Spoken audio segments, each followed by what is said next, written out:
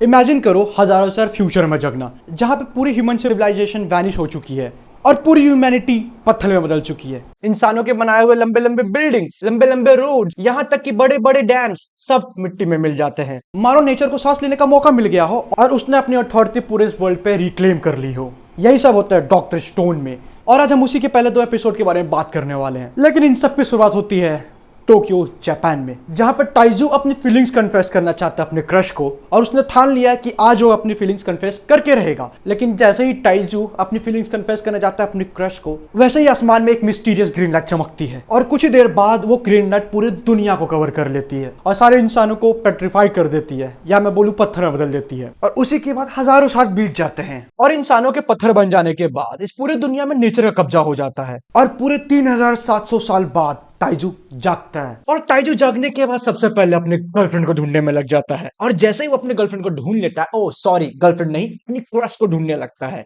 और जैसे ही वो अपने क्रश को ढूंढ लेता है, वहीं पे उसको एक नोट मिलता है, नदी का पीछा करो और डाउन स्ट्रीम में मुझसे मिलो।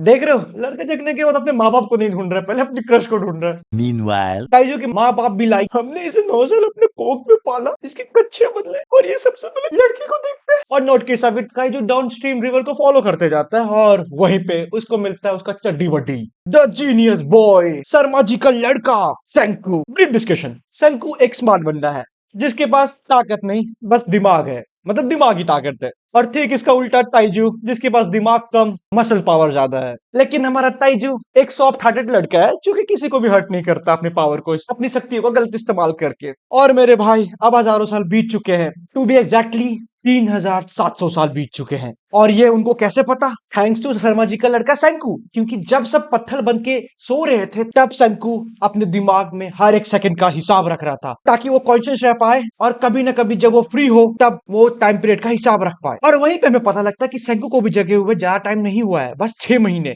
और उस 6 महीने के बीच में उस लड़के ने एक घर, कपड़े और एक लैब तक बना डाला था, जिसमें वो एक्सपेरिमेंट ट्राई करते रहते स्पैरोज के ऊपर, क्योंकि स्पैरोज और ह्यूमंस ही पेट्रीफाई हुए थे। और पता लगाने की कोशिश करता है कि वही क्यों उस पेट्रिफिकेशन से बाहर आ पाए। क्या ये टाइम था या फिर कुछ ऐसा एलिमेंट था जिसकी वजह से मैं और तुम जिंदा हो पाए। और इसी पॉइंट के साथ हमारी रियल डॉक्टर स्टोन की स्टोरी चालू होती है, जिसके बाद वो दोनों कई महीने लगा देते हैं, रिसर्च करते हैं और उस केव के पास वापस जाते हैं जहां पे हमें टाइजू जगा हुआ दिखा था। और वहीं पे सेंको हमें बताता है कि हम दोनों रिवाइव इसलिए हो पाए क्योंकि हम दोनों इस केव के पास में थे और किसी तरह से हम इस लिक्विड के कांटेक्ट में आए थे, जो कि नाइट्रिक एसिड होता है। जिसके बाद सेंको उस नाइट्रिक एसिड के साथ हजारों कॉम्बिनेशन ट्राई करता कि किसी तरह उसको एक ब्रेक थ्रू मिल सके, किसी तरह वो रिवाइवल फ्लूइड को बना सके। लेकिन महीनों बीत जाते हैं और उसके बावजूद भी वो कुछ नहीं हासिल कर पाते हैं। लेकिन उसी के बाद शंकु को आइडिया होता है कि क्यों ना हम इसमें अल्कोहल ऐड करें, जो कि उस प्रोसेस को फास्ट कर देता है। और जिसके बाद अब बारी थी अल्कोहल रिक्वायर्ड करने की, और लकीली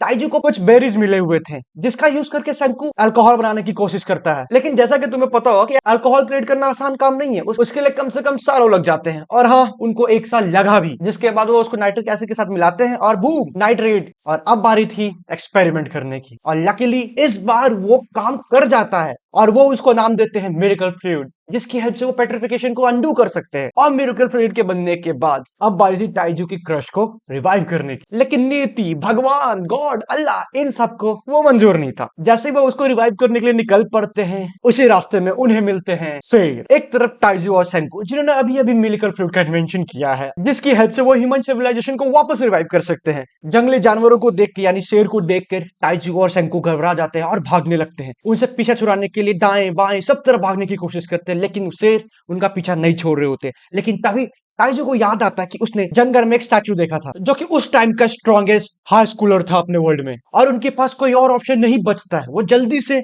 रिवाइवल फ्लूइड उसके ऊपर डाल देते हैं, जिसके बाद रिवाइवल फ्लूइड अपना असर दिखाता है और उसको रिवाइव कर देता है और बोलता है कि अभी हम खतरे में और हमें तुम्हारी हेल्प चाहिए। और उसी के बाद वो शंकु को बोलता है से नो मोर, और एक स्ट्रॉन्ग पंच के साथ वो शेर को मार डालता है।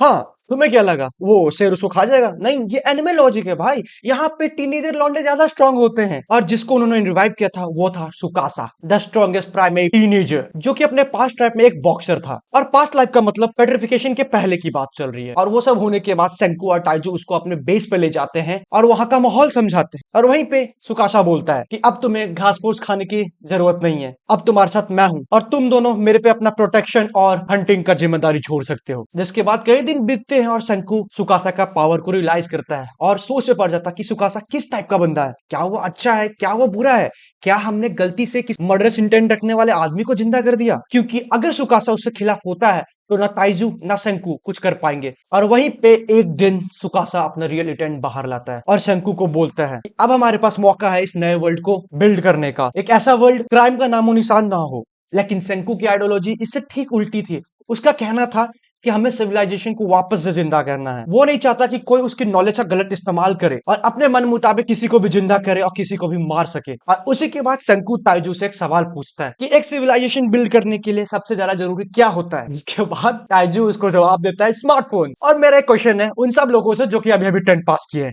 कैल्शियम कार्बोनेट का केमिकल फॉर्मूला क्या है, कमेंट करके बताओ। जिसके बाद शंकु उनको बोलता है कि अभी हमें सबसे पहले कैल्शियम कार्बोनेट को रिक्वायर करना पड़ेगा, जो कि हमें सी सेल से मिल सकता है। और कैल्शियम कार्बोनेट इसलिए जरूरी है। जिसके बाद शंकु वो चारों यूजेस के फायदे बताने लगता है। पहला, उसको हम खेती में यूज कर सकते हैं। दूसरा, अगर तुम कैल्शियम कार्बोनेट को सैंड के साथ मिलाओगे तो तुमको मोटर मिलेगा, बेसिकली सीमेंट, जिसको तुम कंस्ट्रक्शन में यूज कर सकते हो, जिसकी हेल्प से हम बहुत बड़े बड़े फर्नेस बना सकते हैं। उसको सोडियम के साथ मिलाओ जो कि हमने सीवीड से एक्सट्रैक्ट किया और बन जाएगा साबुन, जो कि इस वर्ल्ड में बहुत ही ज्यादा एसेंशियल है। क्योंकि हम इस पूरे पेट्रीफाइड वर्ल्ड में अपने आप को सिक होने नहीं दे सकते, जहां पे बेसिकली मेडिकल फैसिलिटीज ही नहीं है। और जैसे ही ताइजू उसका चौथा यूज पूछता है तभी शंकु उसको इनकार कर देता है और बोलता है कि नहीं, मैंने तो बस 3 कहा था। और वहीं पे हमें साइड में दिखता है सुकासा, जो कि ये सब देख के हैरान हो चुका है कि ये बंदा ये सब कैसे कर पा रहा है, इसके पास कितना नॉलेज है। और अगर उसको नया वर्ल्ड बिल्ड करना है तो उसको शंकु को अपने साइड करना ही होगा। लेकिन यही पॉइंट के बाद हमें रियल कॉन्फ्लिक्ट देखने को मिलता है दोनों के विचारों के बीच में। शंकु जानता था कि कुछ ना कुछ गड़बड़ है और अगर सुकासा ने हमें बिट्रे किया तो हमारे पास कोई ऑप्शन नहीं है,